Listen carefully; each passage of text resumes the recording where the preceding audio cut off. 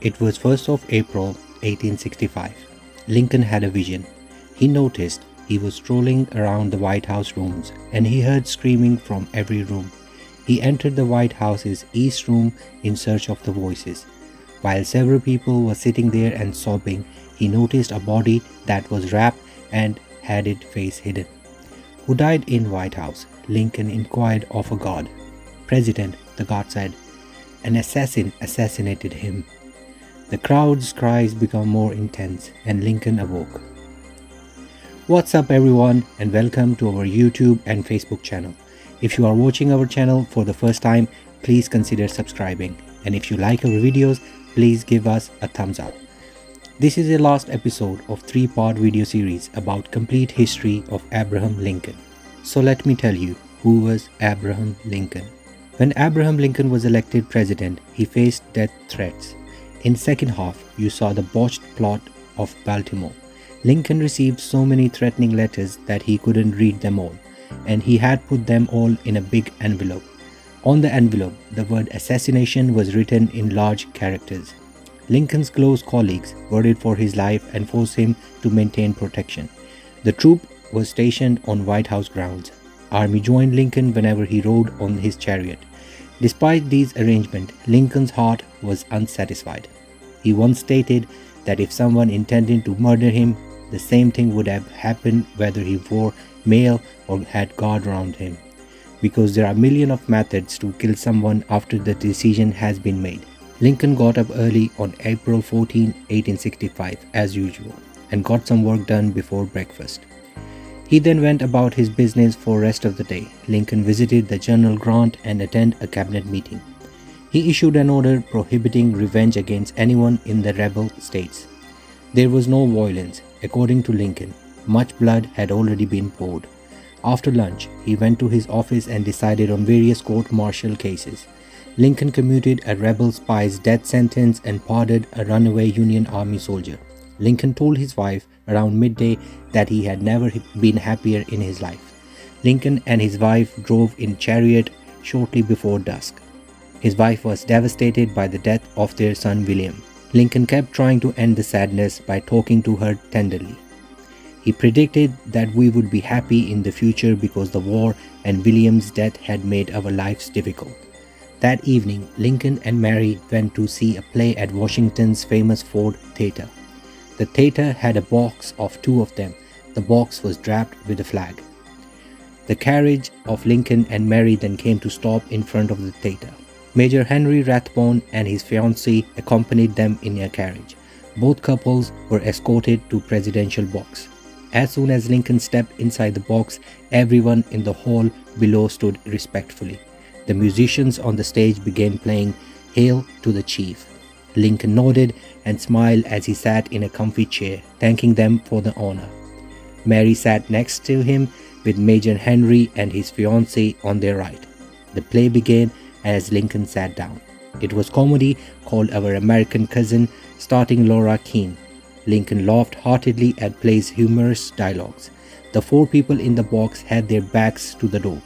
The door was not locked, and John Parker, a U.S. police officer, was on guard. But Parker quit his job and went downstairs to watch the play.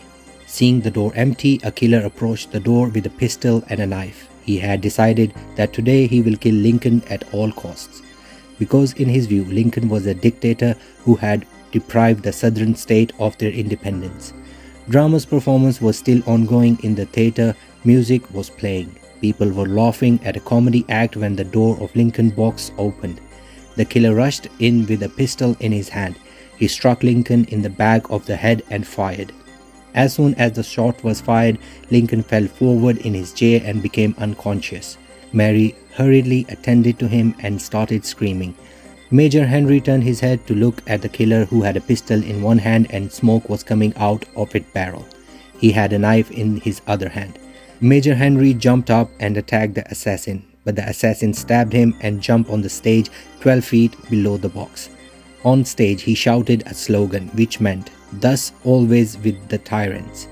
Although there were hundreds of people in the hall, no one tried to stop him because it was the famous stage actor John Wilkes Booth, and people thought this move was part of the drama. Following the Lincoln assassination, Secretary of State William Seward was also assassinated. Rumors appeared across the city that rebel groups were on their way to seize the capital. As a result, the military took control of Washington and soldiers patrolled the streets. On April 15, 1865, at 7:22 a.m., President Abraham Lincoln died. The white sheet was placed over Lincoln. The U.S. Secretary of War was also present. He stated that he now belongs to the ages. His funeral was held on April 19th with a procession from the White House of Capitol Hill. The black soldiers were moving along while playing drums in low voice. The bell of church rang across the city. In his childhood, Lincoln is supposed to have expressed a lack of faith in religion.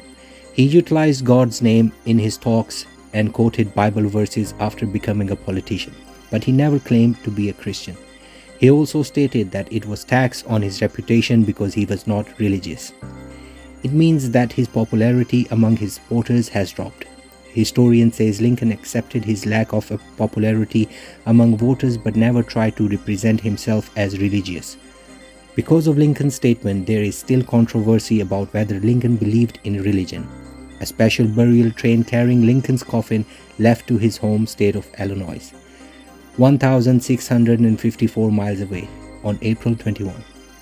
Along with Lincoln's coffin, another coffin was placed on the train. It held the ashes of Abraham Lincoln's son William, who died during the American Civil War. The father and son were now going to be buried together. Lincoln's coffin train visited 7 states and 180 cities. The train made stops in all important cities along the way, where a vast crowd would pay their final respect to their beloved president. On the night of May 2nd, thousands of people had gathered on both sides of the railway as the train approached Illinois. Huge bonfire was also lit in Lincoln's honor. The train arrived in Springfield about 9 o'clock in the morning. The station and its surroundings were crowded. There were also people on the roof of surrounding houses. Lincoln was met with a cannon salute as soon as the train came to a stop. Morning songs were performed and church bells were rung across the city. Lincoln was laid to rest in Oak Ridge Cemetery in Springfield. Yes, Lincoln assassin, the well-known theatrical actor John Booth, was assassinated 2 weeks later. Security personnel captured him and surrounded him in a cabin at a farmhouse in Virginia. He was shot by an officer after the cabin was set on fire. A memorial marker currently stands where the cabin previously stood, because that cabin is no longer in existence. Even Lincoln, unfortunately, could not rest in peace. His remains was dug 17 times, sometime to prevent robbery and sometime to repair the tomb. Lincoln's coffin was almost stolen at one occasion. Actually, breaking into Lincoln's first grave was simple. Lincoln's casket was sealed in a vault from the outside. A team of fraudsters in Illinois plotted to steal Lincoln's coffin after seeing this dangerous memorial. They intended to take Lincoln's coffin and demand a $200,000 ransom from the United States government. They also desired the release of gang's leader who was imprisoned. They chose November 7, 1867 as the date to steal the casket. Because the US presidential election occurred the day and the gangsters were convinced, the people will be waiting for the election results late at night, leaving the graveyard empty. So, on the night of November 7, when the entire country was watching the election results, a monument to a president was being demolished in Springfield. The criminals unlocked Lincoln's monument, opened the gate, and began removing Lincoln's casket from marble box. They had no idea that one of their colleagues was an undercover cop. In the cemetery, he hid 7 undercover police officers. The 7 cops attacked the thugs at this order. The gangsters barely escaped but were eventually caught and punished. Lincoln's physique and safety remained a concern even after that. He was frequently buried and then retrieved from unknown reasons. His final resting site, as you can see, was completed on September 26, 1901. However, by that time, it was rumored that Lincoln's body had disappeared from the casket. As a result, the coffin was opened and 23 persons looked inside, confirming that the body within belonged to Abraham Lincoln. The casket was then closed once more. The casket was then secured in big cage and buried 20 feet below, under the supervision of his son Robert Lincoln. It was also poured with 2 tons of concrete. It has never been reopened. Abraham Lincoln's 3 kids and wife are buried here as well. Only President Abraham Lincoln is not buried here.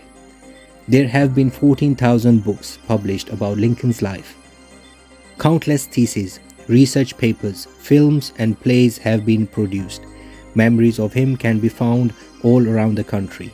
New Salem, the town where he began his career, has been rebuilt. The monuments that were destroyed have been repaired and protected for future generations. Despite this, none of Lincoln's descendants are still alive today, because the family line could not continue past Robert Lincoln's children and his daughters. Friends, how do you enjoy the story of America's most important chapter and the life of its most essential character? Please tell us in the comments what kind of leader you believe Lincoln was and what we can learn from this chapter of history.